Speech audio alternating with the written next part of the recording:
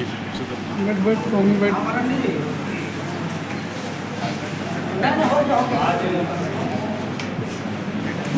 चरिडी प्रखंड के अंतर्गत प्रजापति धर्मशाला इस अर्जुनता के नेतृत्व में रजवास समाज के बुद्धिजीवियों द्वारा इस बैठक में जितने लोग उपस्थित हुए हैं सभी को जो ऊंचाई में बड़े हैं नमन करना है और जो ऊंचाई में छोटे हैं आशीष देने सर में आते हैं। आज मूलतः हमें यहाँ बहुत सारे समुदाय के लोग आए हुए हैं, सबका अभिनंदन है, सबका स्वागत है। क्योंकि मूल रूप से रजवास समाज के लोगों के बीच आज की बैठक आयोजित की गई और चूंकि एक ऐसे समाज के बीच हम बैठे हैं जिन्होंने अंधेरे से प्रकाश की ओर अपने आप को ले जाने का काम किया। एक ऐसे समाज के बीच हम बैठे हैं जिन्होंने कई वर्षों की एक दर्द भरी दास्तान को देखा और इसी समाज ने एक ऐसे शख्स को नेतृत्व करने का अवसर दिया था जिसे हम स्वर्गीय हाथ रजवास के नाम से जानते हैं, उनको भी नमन करते हैं। जिनके नाम से आज भी दबे कुचले लोग एक हिम्मत भरने का कार्य करते हैं, जिनकी शालीनता, जिनकी सौम्यता, जिनकी निश्चलता, निष्कपटता आज भी राजनीतिक गलियारों में उनके ना होने के बाद भी उनके विचारों को चर्चा का विषय के तौर पर हम लोग याद करते हैं। आज ऐसे समाज के बीच में बैठे हैं चूँकि भारत एक ऐसा देश है जिनका सभी समाज का अपना अपना इतिहास रहा है और चूंकि जब इस आंदोलन का हम लोगों ने आगाज किया था तो निसंदेह जब आंदोलन होता है तो नो डाउट कि महात्मा गांधी का देश है, एक व्यक्ति अकेले आंदोलन कर सकता है। अगर उसके पास भीड़ नहीं है, संख्या बल नहीं है तो वह आमरण अनशन पर अकेले बैठ सकता है, जो फिलहाल अभी लद्दाख में मानसून के करियर में है। यानी भारत एक ऐसा देश है जहाँ आप आंदोलन अकेले कर सकते हैं, लेकिन जब आपको राजनीति की बात आती है तब आपको सर्वधर्म सर्व समाज के साथ आपको मिलकर एक समन्वय बनाकर आगे बढ़ना पड़ता है। और चूंकि जब हम लोग इस आंदोलन का आगाज किए थे और जब राजनीतिक प्लेटफॉर्म में अपने आप को लाने का हम लोगों ने प्रयास किया तो बहुत सारे लोगों ने भ्रामक बातों को फैलाने का कार्य किया, व्यक्ति विशेष, जाति विशेष। लेकिन आज अर्जुन रजवास जैसे, विजय सिंह जैसे, कालीचरण प्रजापति जैसे, तमाम अखिलेश ब्रह्मऋषि अखिलेश रॉय जैसे नौजवान हमारे अभिभावक हमारे साथ जुड़े, मदन नायक जैसे, और उन्होंने हमेशा बताया कि आज अगर ये शख्स आपके बीच खड़ा हुआ है, अगर ये आवाज़ बना है तो किसी जाति विशेष, व्यक्ति विशेष का नहीं, ये झारखंड की भविष्य को लेकर आवाज़ बना है। और आज चूंकि हम लोगों को भी लगा, क्योंकि आपके मन में एक सवाल आएगा कि हम तो राज्य की नीतियों को लेकर सामने आए थे, हमें राज्य की ओर जाना चाहिए था, हमें विधानसभाओं की तैयारी करनी चाहिए थी और नो डाउट हम लोगों ने भी वैसा ही किया था। हम लोग राज्य की विधानसभाओं में आने के लेकर ही उत्सुक थे, लेकिन लगभग 2 वर्षों के दरमियान जो सबसे ज़्यादा शिकायतें मेरे पास आई वो शिकायतें थी वेदांता इलेक्ट्रो स्टील के माध्यम से जमीन अधिग्रहण का, वो शिकायतें थी गेल इंडिया में जमीन अधिग्रहण का, वो शिकायतें थी CCL के द्वारा जमीन अधिग्रहण का, वो शिकायतें थी BCCL के द्वारा जमीन अधिग्रहण का। तो फिर मैंने, चूँकि मैं भी एक लर्नर हूँ, मैंने कभी नहीं कहा कि हर चीज़ मैं जानता हूँ, मैं एक लर्नर पीरियड में हूँ, मैंने जानने का प्रयास किया कि भाई इन समस्याओं का समाधान कहाँ है, ये जो शिकायतें हमारे पास आ रही हैं इन शिकायतों का समाधान कहाँ है। तो मैंने पाया कि इन शिकायतों का समाधान राज्य में नहीं है, चूँकि ये BCCL का मामला है, CCL का मामला है, भूमि अधिग्रहण का मामला है, इसका समाधान देश के सदन में होगा जिसे हम लोग लोकसभा अथवा राज्यसभा करते हैं। तो फिर हमारे साथियों ने ये निर्णय लिया कि हमें लोकसभा भी लड़ना चाहिए, क्योंकि आप जमीन बचाने की बात करते हैं और वास्तविकता यही है कि असल संपत्ति मनुष्य की जमीन ही है। बाकी नौकरी तो एक फिक्स टाइम की होती है, कोई 30 साल, कोई 35 साल, कोई 40 साल तक करते हैं, लेकिन जो उसका कई वर्षों से नहीं, कई हजार वर्षों से अगर उसके पास कुछ है संपत्ति के रूप में, उनकी पूर्वजों की माटी का टुकड़ा है। तो हमारे साथियों ने निर्णय लिया कि जब आप माटी को बचाने की बात करते हैं तो आज जो हमारे साथ जमीन अधिग्रहण का मामला दिख रहा है, औने पौने दाम में मनमाने ढंग से तमाम कंपनियां, तमाम कॉर्पोरेट लोग हमारी जमीनों का अधिग्रहण कर रहे हैं, इसके लिए हमारी उपस्थिति दिल्ली के सदन में भी होनी चाहिए, जो बुलंदी के साथ हमारी आवाज़ है।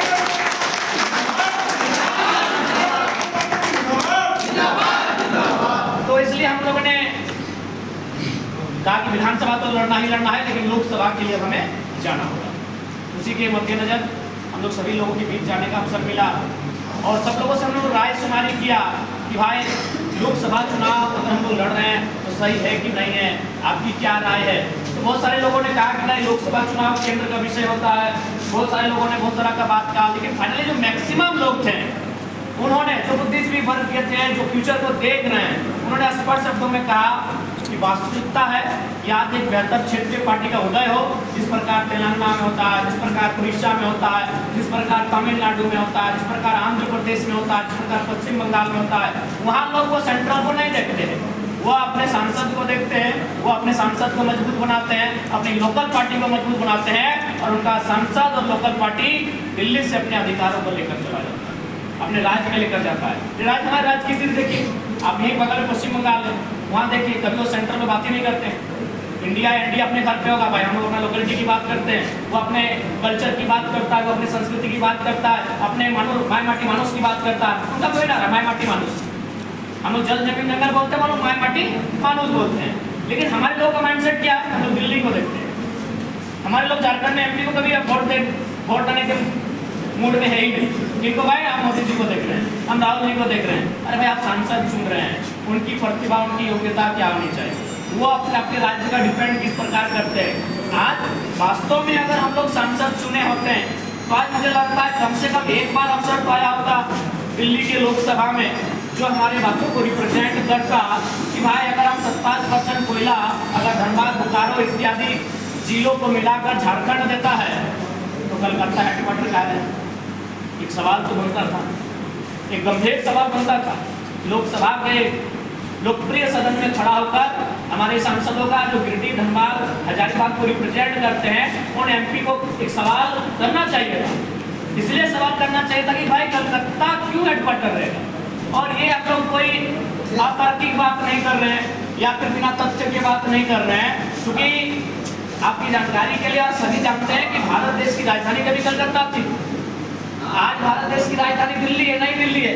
तो भैया जब भारत देश की राजधानी कलकत्ता से नई दिल्ली हो सकती है तो कोयला का कोल इंडिया का हेडक्वार्टर कलकत्ता से धनबाद या बोकारो क्यों नहीं आ सकता। सवाल था। अब इससे क्या लाभ मिलता, कम से कम मेरे पास लगभग 700 शिकायत है जमीन अधिग्रहण का। अरे कम से कम अगर हेडक्वार्टर धनबाद या बोकारो होता तो 700 शिकायत करता हमारे पास ना आकर हेडक्वार्टर जाते, ये लाभ हमें मिलता। लेकिन चूंकि विजन नहीं होने के कारण हमारे जो लीडर हैं इनको भी मालूम है कि झारखंड के नेता कैसे चुने जाते हैं, इनको भी मालूम है कि हम 4.5 साल अगर चुप भी रहेंगे तो बस हाथ जोड़ के माफी मांग लेना है, और फिर बोलो कि नाराजगी है तो क्या करें, क्या मैनेज करें, ये तो फिर मतदान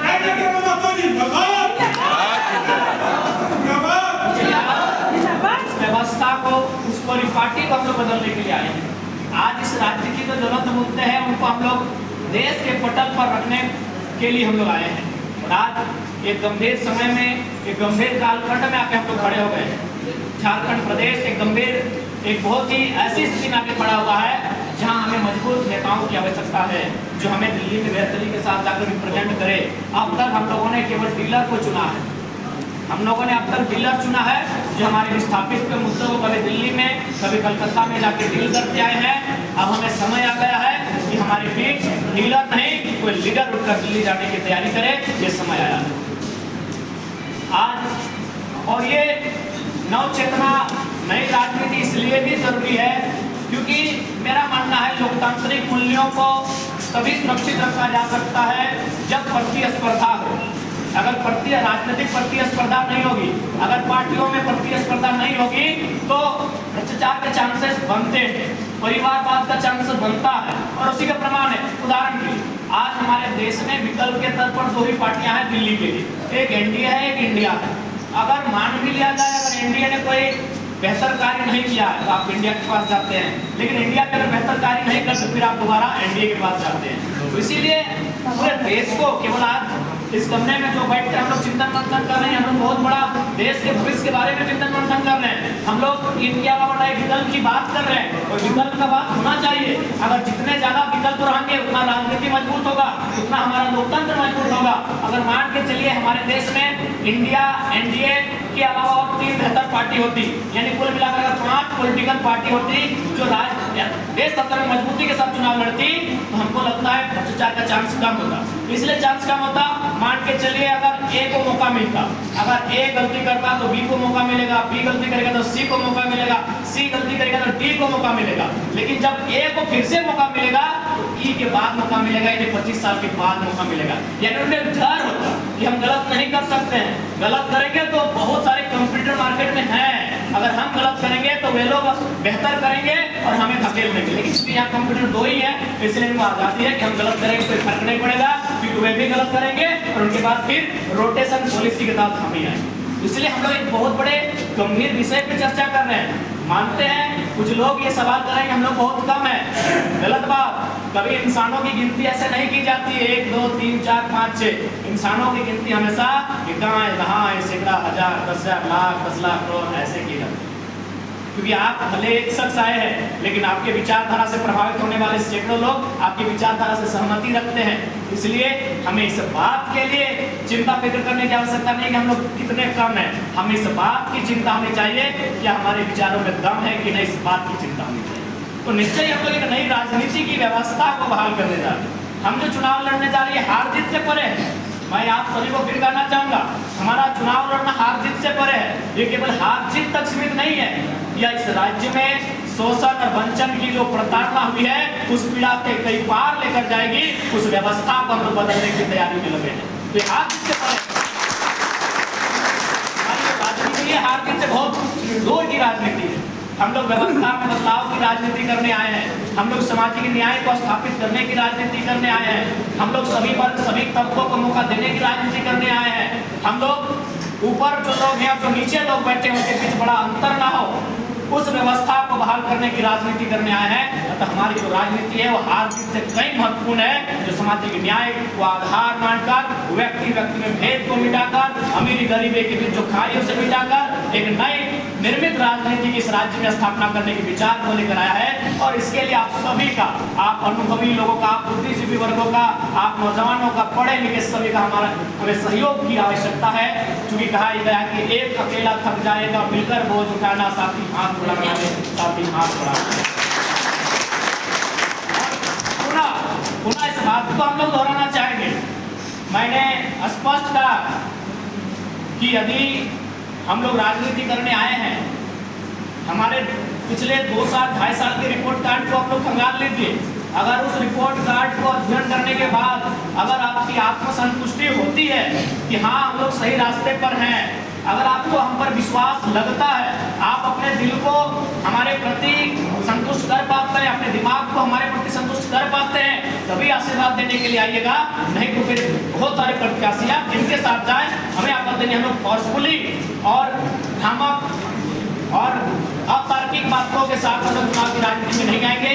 हम लोग अपने स्पष्टवादिता और स्ट्रेट फॉरवर्ड पॉलिटिक्स के साथ हम लोग राजनीति में आएंगे।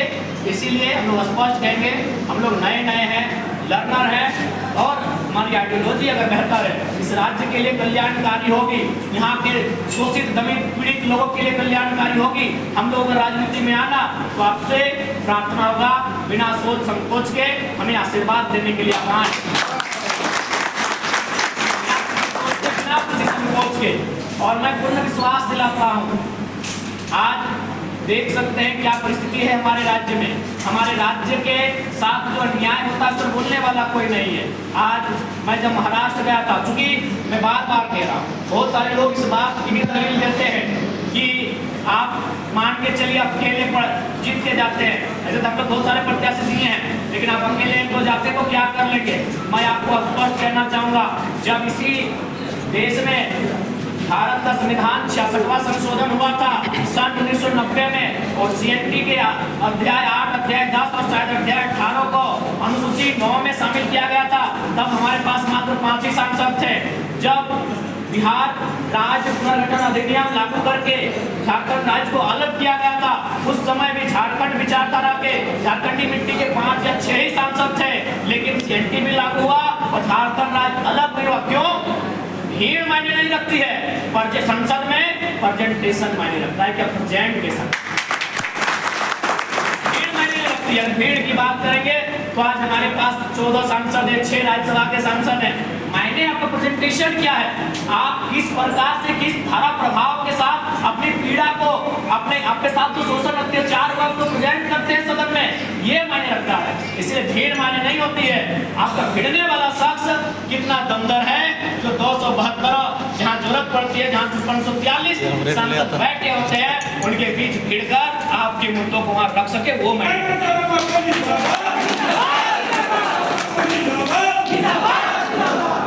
संख्या पर मायने होता तो ये तो कभी भी नहीं हो सकता है, क्योंकि हमारे राज्य में 14 ही सांसद है। अगर संख्या बल की बात करेंगे तो हमें 272 चाहिए। इसलिए संख्या बल नहीं, आपकी आइडियोलॉजी मायने होती है। आप जिस चीज को प्रेजेंट करते हैं हाउस में, वो जो प्रेजेंट करने का आपका तरीका क्या है, शब्दों का चयन का तरीका आपका क्या है, आप किस हिसाब से अपने बातों को, अपने लोगों के बातों को हाउस में प्रेजेंट करते हैं, ये मैटर करता है। अगर भीड़ मैटर करती तो भीड़ के आधार पर किसी भी राज्य के लिए नीति नियम बनाना बड़ा कठिन होता है, क्योंकि किसी भी राज्य के पास इतने सांसद नहीं है जो अकेले संसद भवन में जो बिल पास होता है उस प्रक्रिया को फॉलो कर सके। ये किसी भी राज्य में नहीं है, लेकिन प्रेजेंटेशन मायने 88 सालों का संघर्ष था। ये हमारे 5 संसद थे और बिहार पुनर्गठन अधिनियम लागू होता है और हमारे राज्य को अलग किया जाता है। तो इसलिए समय आइडियोलॉजी का है, समय इंटेलेक्चुअलिटी का है, और समय एक नए राज्य में नए राजनीतिक दल के साथ एक नई विचारधारा का स्थापित होने का समय है। हम लोग बार बार कहेंगे हम लोग सत्ता में परिवर्तन करने नहीं आए हैं। अगर सत्ता में परिवर्तन करने आए होते तो हम लोग को भी बहुत सारे दल बुला रहे हैं कि आ जाइए हमारे दल में, आपको फाइनेंस करेंगे, आपको जिस सीट से लड़ना हो लड़ाएंगे। तो हमारा उद्देश्य सत्ता में बदलाव करना नहीं है, हमारा उद्देश्य लोगों की सोच में और व्यवस्था में बदलाव करने का है। और सफल अगर हम लोग होंगे तो उसके लिए आप सभी का आशीर्वाद अति महत्वपूर्ण है। और आज सबसे महत्वपूर्ण बात, यहाँ जो आज लोग बैठे हैं, अभी चचा बात कर रहे हैं, उनके दोनों बेटे इंजीनियर हैं, यानी हम लोग यहाँ मान सकते हैं कि पढ़े लिखे लोग बैठे हैं, बहुत ज्यादा पढ़े लिखे लोग बैठे हैं। तो जब हम लोग पढ़े लिखे लोग यहाँ बैठे हैं, जब यहाँ लोग पढ़े लिखे लोग बैठे हैं, तो भैया हमें भी इस बात को जानना होगा कि पढ़े लिखे लोगों को आई हेट पॉलिटिक्स नहीं। हम लोग आई हेट पॉलिटिक्स करते रहे, हम लोग एमटेक करने के बाद, बीटेक करने के बाद, डिप्लोमा करने के बाद, इंजीनियरिंग की डिग्री लेने के बाद, मेडिकल की डिग्री लेने के बाद हम लोग आई हेट पॉलिटिक्स करते रहे, और बदले में नॉन मैट्रिक लोग हमारे राज्य को चलाते रहे। ये दुर्भाग्य हमारा है। इसलिए अब हमारा समय आया है कि हमें अपने सोच में परिवर्तन करने का। अगर पढ़े लिखे लोग राजनीति में इंटरेस्ट नहीं लेंगे, आप खंगालिए हमारे राज्य में जो 11 मंत्री हमको लगता है 5 या 6 5वीं तक पढ़े हैं, क्योंकि पढ़े लिखे लोगों ने राजनीति में इंटरेस्ट लेना छोड़ दिया। इसीलिए आज समय की मांग है कि पढ़े लिखे नौजवानों को राजनीति में इंटरेस्ट लेना होगा। और चूंकि समय का अभाव है, और ये तो हम लोग का यहाँ समय आपको सवाल का मौका देंगे, समय का अभाव है, और हम लोग का चूंकि ये तो अचानक का कार्यक्रम था, लेकिन हम लोग का जो अभी शेड्यूल के साथ कार्यक्रम है, 2-3 जगह भी बात बचा हुआ है, बीच में नहीं।